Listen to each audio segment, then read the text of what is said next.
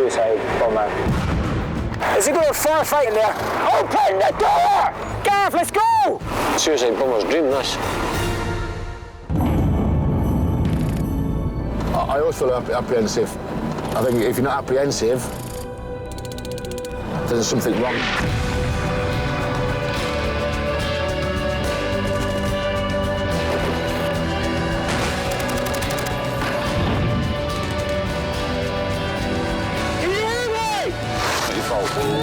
The thing the Taliban will probably never get into their heads is the British Army don't give up.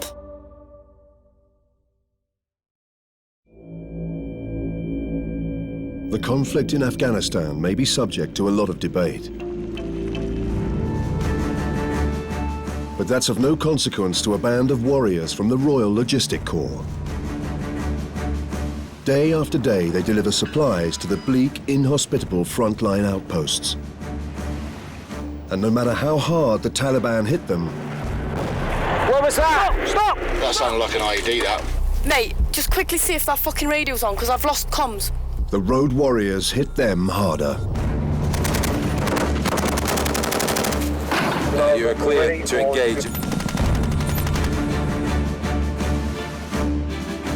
On today's mission, the road warriors will have to hold their nerve as they travel past previous battles. Fucking hell. So is that clear? And smash through into the heartland of Taliban territory. There's loads of shit kicking off. Did you hear all the explosions? Yeah. One of them was fucking massive. Their journey starts at Camp Bastion, the British Forces' main base. With 300 tons of UK stores arriving here every week, delivering it onwards is a huge task.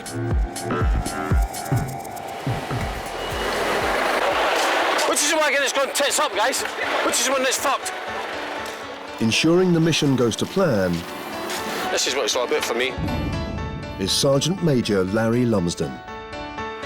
This time we're going through one of the most dangerous towns in the Helmand province at the moment, which is Greshk. The man in charge of the whole convoy Hopefully luck will be on our side. is Operation Commander Major Al McIntyre. It's going to be quite a complex one because over the last 48, 72 hours, the enemy threats significantly increased, so just focuses our mind a little bit more. For the road warriors, the moments before leaving camp are always tense. I don't need one, no. Well, you've got the night vision fucking, what do you call it? Got my wife, Kay, and my daughter, Coral, my son, James. They don't really know what I do. I don't tell them when I'm going out and when I'm coming back or anything like that, so it just creates more worry. Shut one eye, adjust that tall. I'm not the sort of wife that wants to know the ins and outs of a husband's job. It's his career, it's what he chose to do. He goes off and gets on with it. He's not got long left in. So it'd be nice if it was his last tour. I could have been at the army in January and I didn't really have to do this, and I fought quite hard to try and get extended for a couple of years so I could come out and do this. This is the one tour that he's wanted to do. I don't know why, he's just wanted to do this tour. That's what you want to do as a sergeant major. It's important that you get out, you do at least one operational tour with your troops. He's very quick-witted, bit of a joker. Nice little man bag, the latest attachment for Helmand. All right, let's go. I just miss everything about him, to be honest.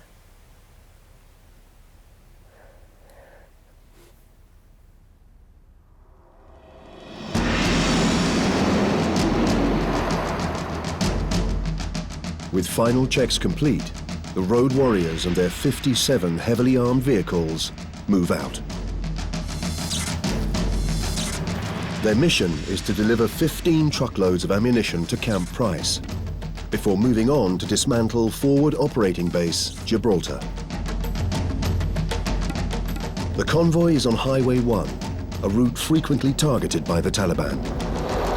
Yeah, looks like our vehicle's been hit. And just an hour after leaving camp, they have a problem. They suspect the road could have a bomb buried beneath it. The lead vehicle is forced to stop. Just remember, somebody, the task vehicles are going to conduct a halt up here. Yeah, hi sir. All Delta call signs, this is a Roman 3-4 Alpha. Prepare to halt, up Barma. Delta 1, acknowledge, over. The man tasked with checking for hidden explosives Basically, this job is a nightmare. is Staff Sergeant Lee Davis. This is the first time I've done it, so I'll make sure I'll have my wits about me. Trouser filler. If I find something, then I'll let you know after. I dread it when the brakes go on.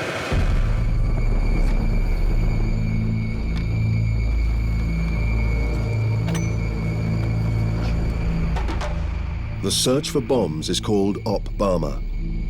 Carried out with metal detectors, it's nerve-wracking at the best of times. And this is the first time Lee has ever done it.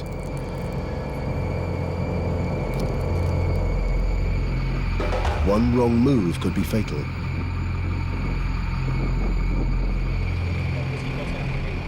Forced to a standstill, the convoy is a 2-mile-long sitting duck, and it's likely Taliban forces are hiding nearby.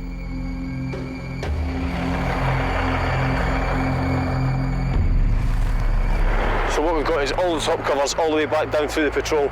Everybody's scanning to our right and left, making sure that they can see, using the increased sighting systems that we've got on our personal weapons into the compounds, and just providing an overwatch until we get through this vulnerable point. Taliban spies, known as dickers, are everywhere in Helmand province. They pass information to the insurgents who bury bombs and prepare ambushes. Keeping a keen eye on the enemy, we're currently being dicked. Is radio operator Corporal Jonathan Parky Parkin. The term dicking's used when people that are friendly towards the insurgents, so count up how many vehicles we've got and what we're carrying and stuff like that, what they can make out from us. Basically gather intelligence on us and pass it further down the route so they can get ready for us coming. The convoy is in full view and has attracted a lot of attention. It's mostly children, but sadly even they can be a risk. That local wagon that just passed there threw a bottle of pop out to him. They all started fighting over it, which causes a distraction, and everyone wants to watch the kids fighting. At the same time, someone slips in while no one's guarding their position or whatever, you know, and that's how an incident happens. That's why we keep them back. The boys could be a simple distraction, or they could be something more sinister. As close back as last Christmas, there was a child who used a suicide bomber pushing a wheelbarrow. I mean, they just seem like local kids to look at, but you never know what they've got underneath their clothing.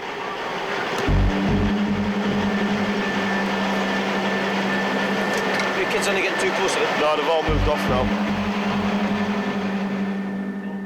Lee gives the all clear. He successfully completed his first minesweep, and the convoy can move on.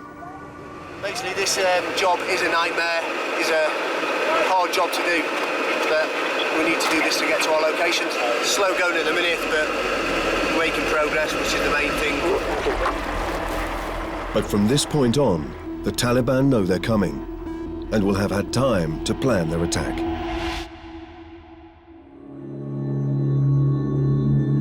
This is southern Afghanistan, and these are the road warriors, men and women of the Royal Logistic Corps.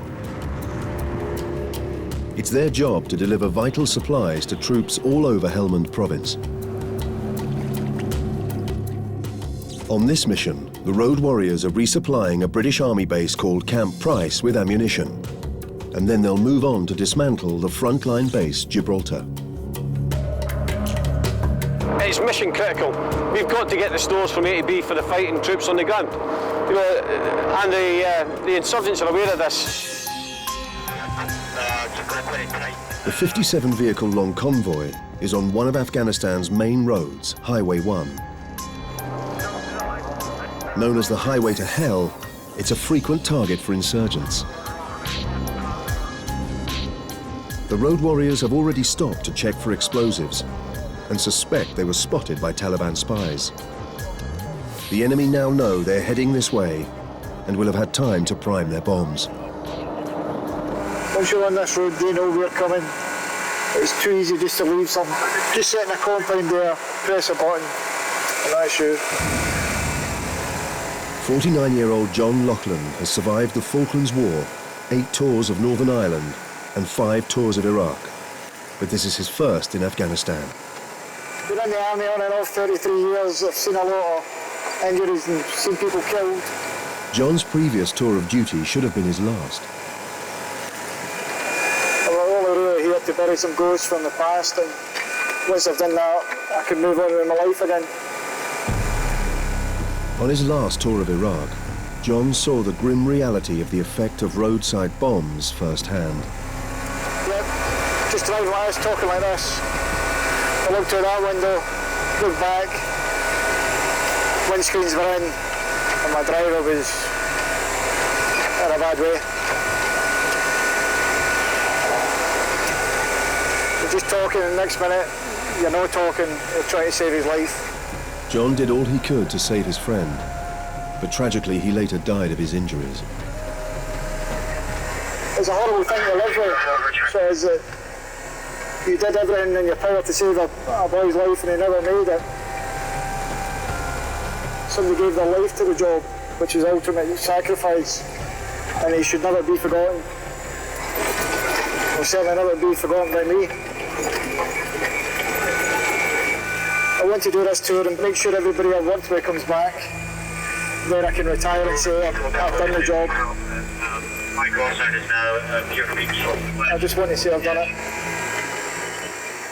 But this is the most dangerous conflict our troops have faced in recent years. A fact the soldiers are constantly reminded of.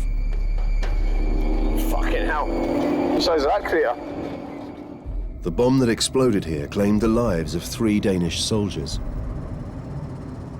It's a risky place to stop. And conduct a halt to allow the bomber teams to deploy and conduct checks. A Roman 3-4 Bravo acknowledgement. For the second time this morning, Staff Sergeant Lee Davis and his team put their lives at risk searching for hidden bombs.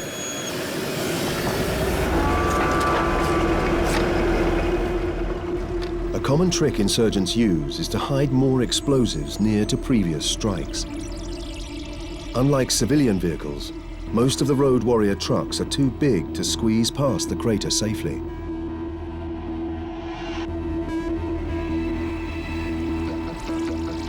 Operation Commander Major McIntyre has no choice but to bypass this section of road by detouring through the desert. You know, we can't get some of our task vehicles through that, so what's happening now, it clears ourselves a route, it gets back on the Highway 1, you know, in reasonably good order. The search must be thorough. The entire convoy will have to drive through.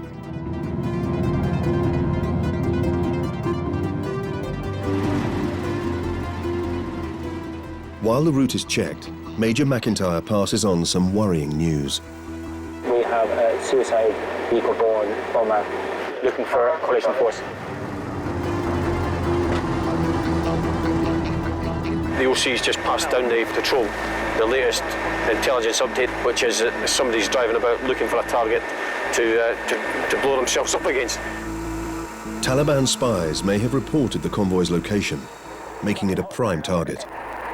The trucks can't afford to stay here any longer. I've been here long enough, I think. Just out loud, they're probably moving out in the next 5 to 10 minutes. Okay. Lee finishes the search for explosives and gets safely back in the wagon. Been quite a hard one. It's just hard work, that's why it's really hot now from getting to the hottest part of the day. The dog can't even put his feet on the tarmac, because that's how hot it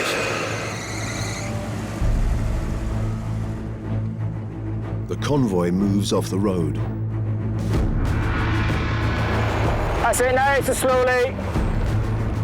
What they've done is they've cleared the lane and then they put the tape either side to make sure that that we can see where the clear path is.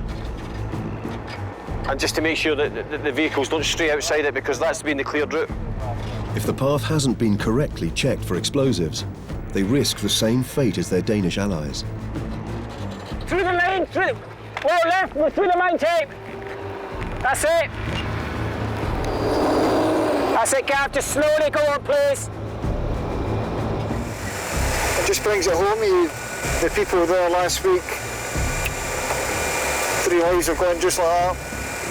It makes you realise how dangerous this road actually is. Sergeant Major Larry Lumsden is a veteran of previous campaigns. The threats evolved massively from when I was in Iraq. It's certainly a lot higher in Afghanistan than it was in any of the previous theatres that I've been in. And there's a constant threat of suicide bombings.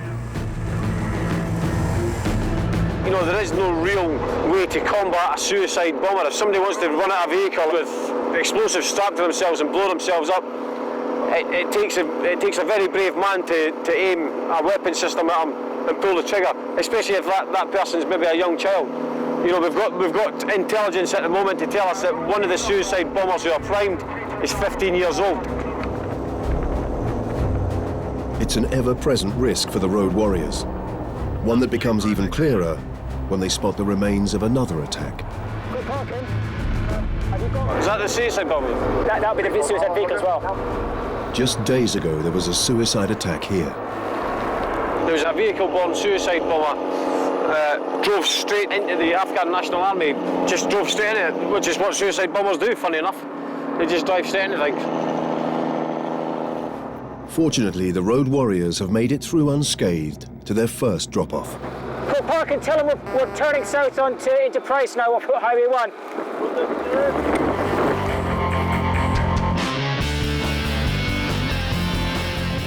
4 hours after leaving Camp Bastion, they arrived safely at Camp Price, delivering 15 truckloads of ammunition to the frontline soldiers. I thought it'd be a lot easier than that. Just a bit. As soon as you get in, helmet off, chill out a bit, clean the bag out, because it's minging already. Bottles everywhere, and I don't like that. Dutch, get this fucking shit tidied up in a minute. It's fucking honking, like your fucking bed space. You're all fucking camp tramps. So get in there now. Who's been eating that? You're all fucking tramps. Look at them tattoos. Embarrassing, isn't it? Once the last of the loads are dropped off, the road warriors get a chance to relax. A long couple of days ahead of us. Guys have been up since 5:30 this morning, so we'll try and get as much rest as we can just at the moment, and then we'll see how we get on after. With the threat of a suicide bomb attack looming, it's too dangerous to move on in daylight, so they delay their departure till nightfall. After 3 hours downtime, Major McIntyre has more bad news. Right, let's just listen in then. Close right in, please. Right, everyone should have been fed and watered and had a reasonable amount of break. What's happening now, we are not going on to the Lower Garesh Road because there's been a secondary IED there today hitting a patrol on a culvert. So light discipline, it's imperative that we stay dark, okay? That's it from me. Really just stand to your own commanders now. Thanks. 4 section vehicle commanders on me. The route they planned is just too risky, so they're now going to take another road to outfox the enemy. But they'll be travelling at night. Their headlights will be switched to infrared. Larry does one final check before they move out.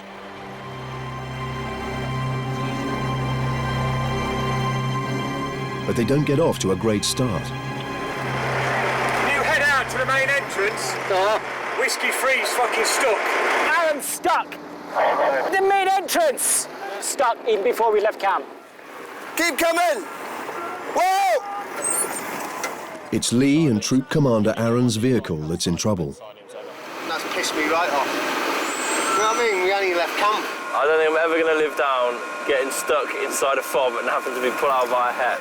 Yep, take up the strain. Whoa! Our route-proven vehicle stuck in camp. Yeah. Larry can't resist getting on the radio to add to Aaron's humiliation.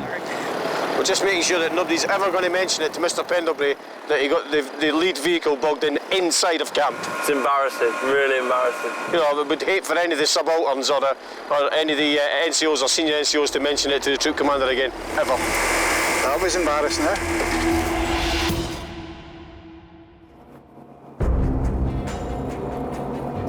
It's now been 14 hours since the road warriors left Camp Bastion.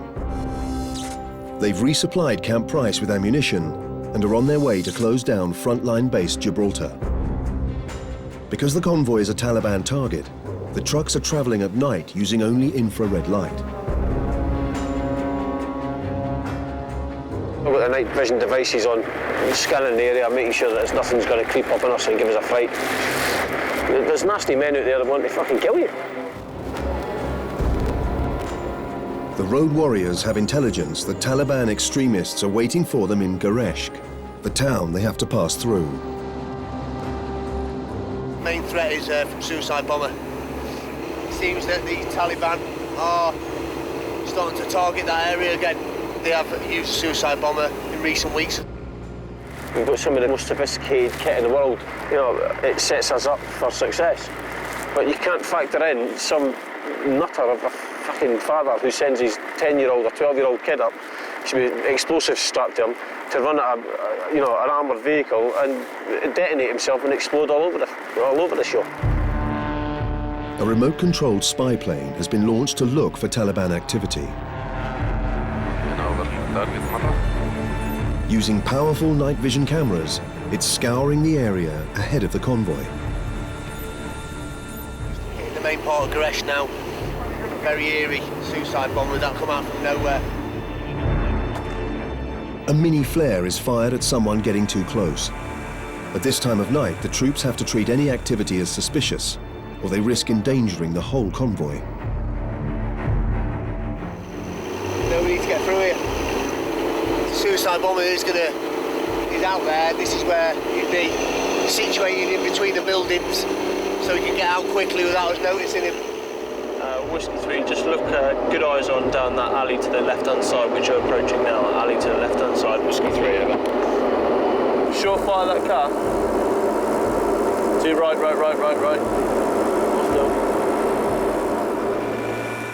Another mini flare is fired. There's a lot more activity than we would normally anticipate. I don't want to be hanging about here too long.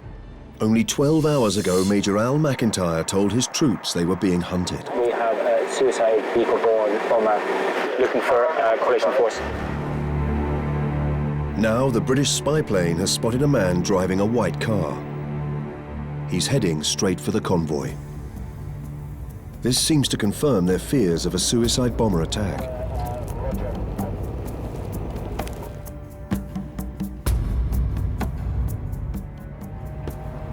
The road warriors are on course to meet the suspect vehicle head-on. As they move through Gereshk, some trucks are lagging behind, causing gaps in the convoy. Somebody, you have to tell them to close up. All call signs, this is Roman 3-4 Alpha. Close up to 30 to 40 metres. Out. Come on, Gav, let's get up there! They're now speeding towards the oncoming threat. They've got to power through! What are they taking so fucking long for? The lead vehicles are through Gereshk and begin to turn off into the desert towards frontline base Gibraltar. Tell me, get a fucking foot down and follow us on our tracks! But with 57 vehicles in the convoy to get off the road, time may be running out. Fucking suicide bomber's dream, this. The car could be packed with explosives. But air support can't attack because it's impossible to 100% confirm this is the suicide bomber.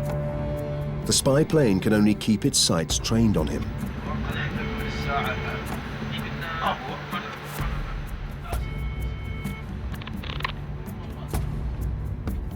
G the boys up and make sure that they're kept alert.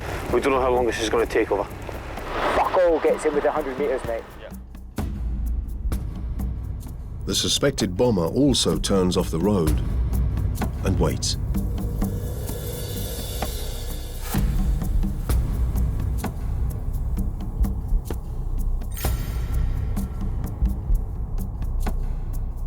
But the convoy is heading into the desert.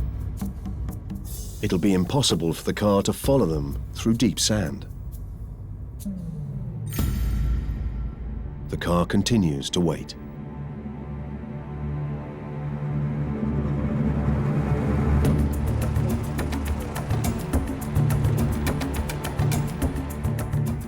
The eastern desert is littered with mines from previous wars, and there's also a constant risk of getting stuck. Finding a safe route is critical. This route selection's a lot harder for the vehicles. Finding find a lot of soft sand. All being well, route selection will be good. The crew in the lead vehicle are responsible for finding a good route, but this one's proving difficult. Get them to get the diffs in when they go through this, it's soft sand. All call signs, this is Roman 3-4 Alpha, be aware, soft sand. Acknowledge over. If the convoy stops, they're vulnerable to attack. This is the shittiest route that someone's ever fucking taken. Very much doubt we'll get 55 vehicles through this, over. Already they're running into trouble. Who's that there? What call sign's that? What are you doing? Pulling whiskey 2 out, he's walking. Right, have you told the front call sign to stop then? Because which way are we going? Roman 3-4 Bravo. Hello, Roman 3-4 Charlie, this is Roman 3-4 Alpha. You've got a bug in on whiskey 2, so if you just want to go for and put your lights on so you can see where you are and what route you're taking over. And we've just hit some shit sand, some proper shit sand. And there's vehicles been getting bogged in all over the place. The more vehicles that go through the sand, the worse the sand gets. And it's just a vicious circle. To free the trucks, troops have to walk on ground that hasn't been checked for bombs. Corporal Derek Fozzie Foster That's 5 so far. is responsible for recovering the stuck vehicles. And I've just found another one. The sand is dead soft, like it is. Fall back to the wagon there. You're taking it 1 step forward and 2 steps back just to catch up, so...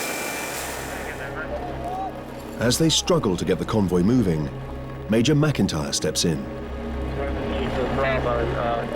Why are you static there and not moving? There's fucking shit happening, yeah? Let the vehicle back, get the fucking vehicle behind you, round you. Yeah, we're fucking about here. Yeah, low aggress road, fucking high threat. Man with those seas shouting like fuck at the front. And you know how to build up pressure before you move out. You should be fucking going back and forth all the time. It's a dream come true, that, isn't it? It's a fucking nightmare. Never said it was a good dream, did I?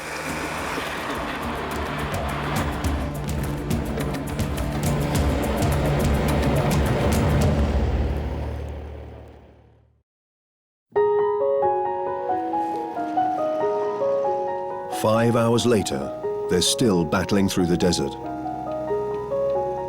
But Major McIntyre can't let them rest. Is there any reason why he's not moving?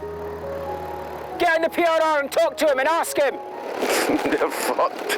They're not rolling the fucking vehicles. Because they've been going for so long now, they're fucked. Everything's an effort for them. But we've got to keep driving them hard because we need to get them into a secure location.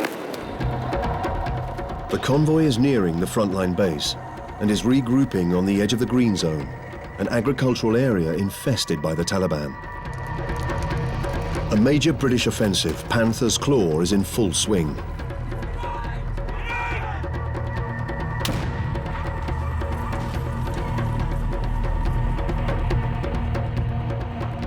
Infantry soldiers are fighting hand-to-hand with the Taliban, trying to flush them out before the Afghan elections.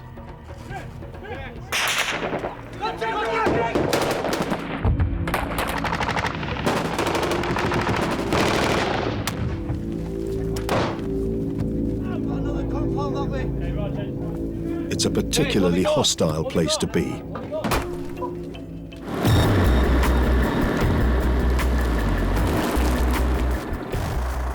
The road warriors soon find out how dangerous the area is.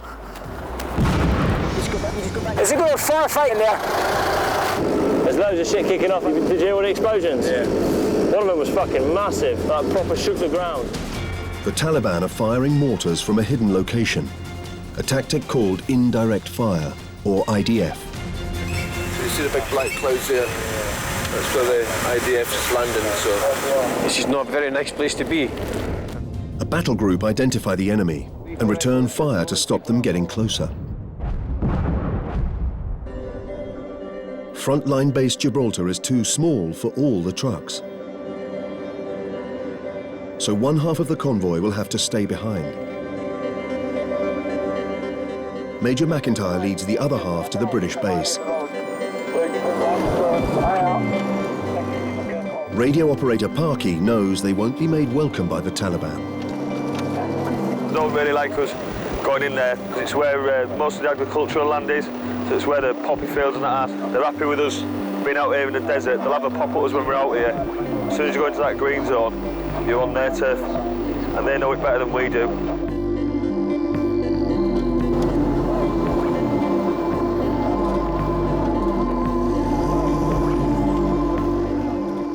The vehicles are channeled into a narrow corridor. There's no way of knowing when or where the enemy will strike.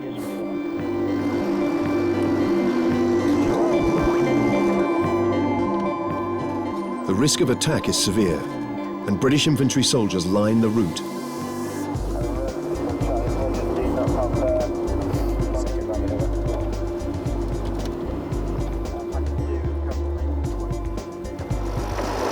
That's it, straight on, that's it, you're straight.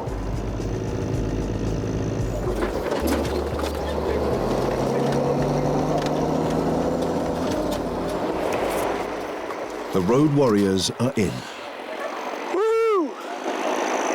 Happy fucking days. It's definitely seen some action. That's for sure. Yeah, when are you ready? Mark L, the BGLO. Hi, I'm Akitar.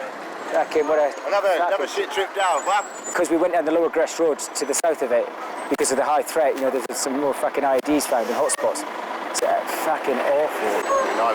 What's the plan now? You're going to get these 16 in and out? Fucking right, get the lot in, and I'm going to get the lot. I want to get the lot out now. If we can the whole 30 lot load? The whole lot, if we can.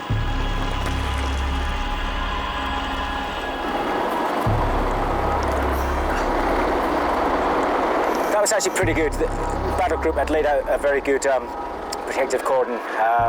Faster than I thought we'd get in, and as you've seen here, pretty well received. Should be loaded up within the next 10 minutes.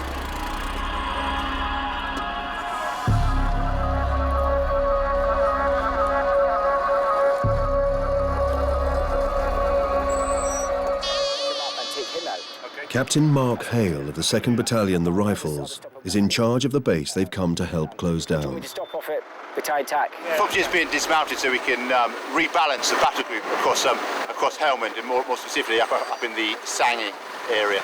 But the new place offers new challenges and a different kind of patrolling again. So it certainly made the tour, or the rest of the tour, go a lot faster.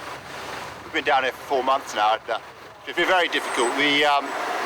The enemy forces are pretty much all around this place and are usually within 200 to 500 metres. So every time the boys go out, they're under some intense pressure from the insurgents. And unfortunately, we've suffered 2 fatalities and a couple of wounded in action since we've been here. The road warriors waste no time getting their trucks loaded. It's always good to see them come in, and it'll be quite good to see them go as well. And then literally ticking the clock down for our final few moments here.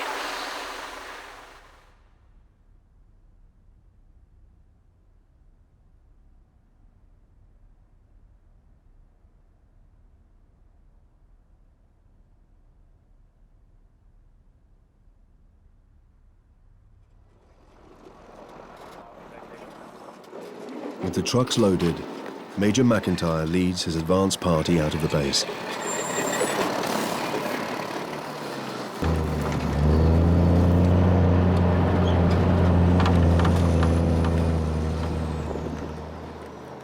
The rest of the road warriors have been getting some sleep before the return journey to Camp Bastion at nightfall. But Larry's got other things on his mind. Fucking what a cup of tea. I've not had a cup of tea for 2 days. Did you not bring any spare cups?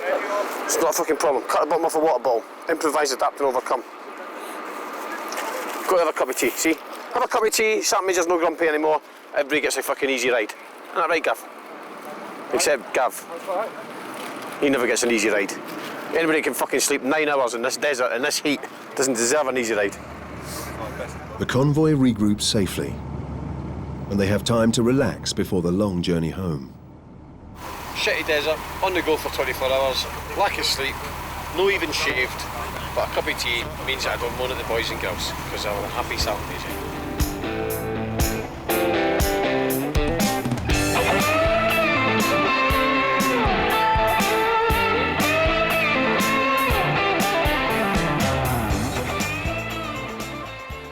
22 hours ago, Troop Commander Aaron struggled to leave Camp Price. Hey, Aaron's stuck! The main entrance! Stuck even before we left camp. Now Aaron's driver thinks he knows who's to blame. Driver error. Commander's error. I was busy commanding the vehicle, checking maps. About 2 seconds later, I looked up and the taxi had got us stuck in what appeared to be nothing. It was the commander's error. Overall responsibility lies with the commander. Then it was my fault. Then it was my fault. It's your fault. I'm sorry, Adrian. It's your responsibility. It was. It may have been Tad's fault. But it was the driver error. Major McIntyre, however, is more concerned about the enemy threat. The Taliban have been hunting the convoy since it left Camp Bastion. So far they've been lucky. They avoided a suspected suicide bomber, but the threat of attack remains. Taliban spies, known as dickers, are emerging again. Just trying to ascertain pattern of life, if there's anything untoward. There's a few motorcycles going about. There could be someone just going about their normal daily business, or could be a potential dicker. If the operation commander is right, the Taliban spy will pass intelligence on to fighters, and it won't be long before the convoy is targeted again. Aaron, just down the compound, just get your whiskey calls on. It's just sussing over there, round to the start of the green zone. As Troop Commander Aaron heads off to hunt for insurgents, the rest of the road warriors get ready to leave. Not long after, Major McIntyre's fear that they could be targeted proves correct. That's a boom. The Taliban has launched a mortar attack. There was some form of explosion. They know the first strike will be closely followed by another. Just push another 30 metres! Under attack, the trucks have to get moving. Push that way. Gav, let's go! You can't stop! Let's go! Under the cover of darkness, the Taliban are closing in around them. They've targeted the patrol here in the legal position.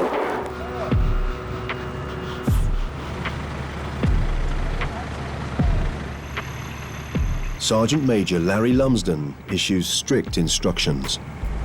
Go down both your lines and make sure that the guys are not using any form of white light. Roger, so far of it. We've gone on to light discipline, so the guys can't smoke, they can't have no white light or anything on around.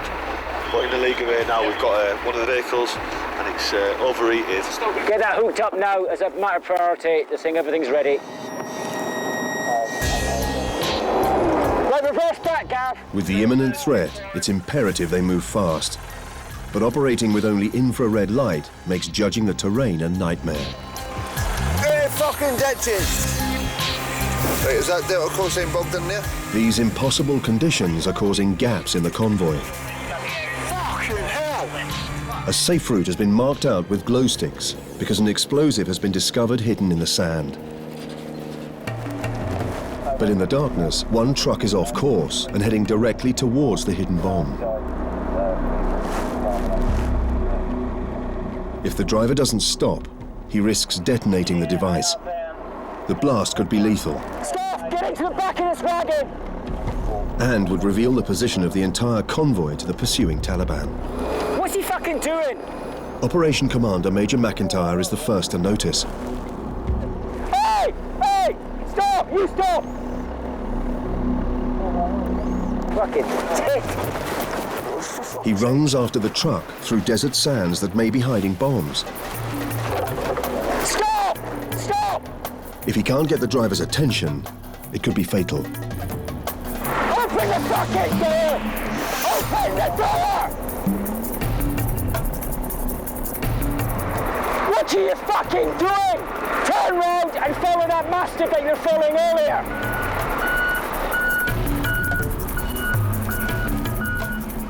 If Major McIntyre hadn't warned the truck it was heading for a bomb, the result could have been disastrous. Okay. Let's see if we can get going now. He gets straight on with the mission by forging a route away from the enemy threat. Keep going on this track! Keep going, keep going! That's it, well done! Come on, you fucker. Right, follow it round to the left, Gav. Round to the left. They're now driving over ground that hasn't been checked for bombs. In a country with more hidden explosives than any other, it's a game of chance.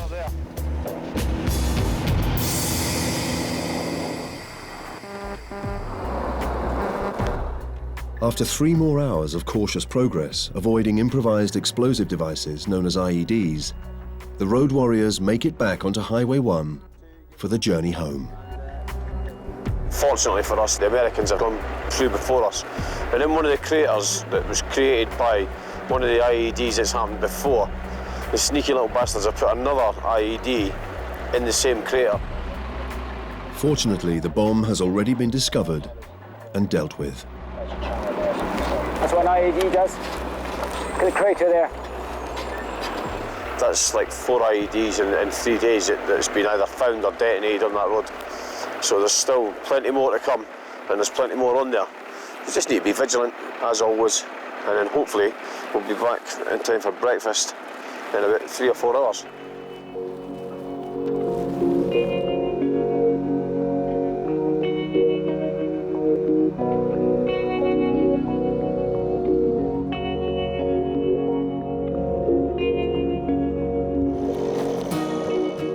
The road warriors have been out of camp for 3 exhausting days.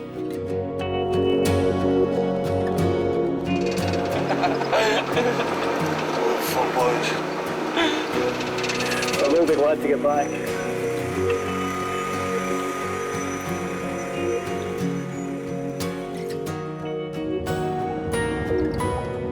On his last tour, John's co-driver died from a roadside bomb. For him, a successful mission has a very personal significance. We did what we set out to do. Delivered stores and we all come back alive. Nothing wrong with that. I wouldn't have missed this tour for the world. Some good guys on it, some of the best guys I've worked with are on this tour. So it would be good to finish on a high note.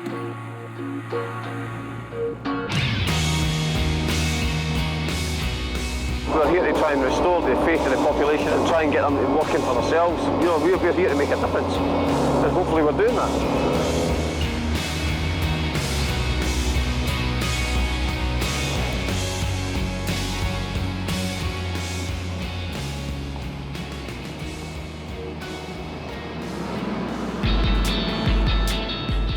They've completed their mission, battled through adversity, and dealt with everything the elements and the Taliban could throw at them.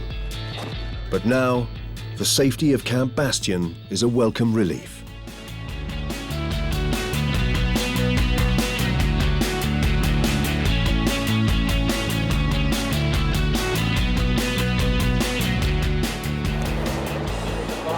Well, the young boys are probably all looking forward to go and listen to some rap music or some shit or whatever it is they do.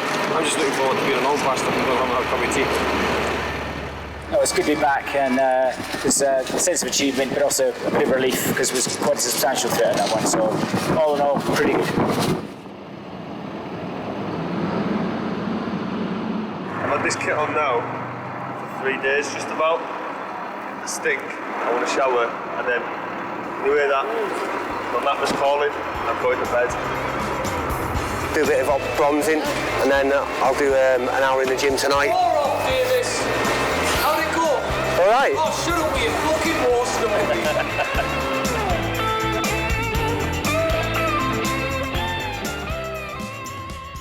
Next time on Road Warriors.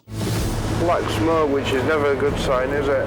Get eyes left, see what they're firing at! There could be anyone pointing anything at us. Hate sandstorms, mate. Stop, stop, stop. Right. Right, keep going, give it some, come on! Pulling bitches out of ditches. That's what it's all about.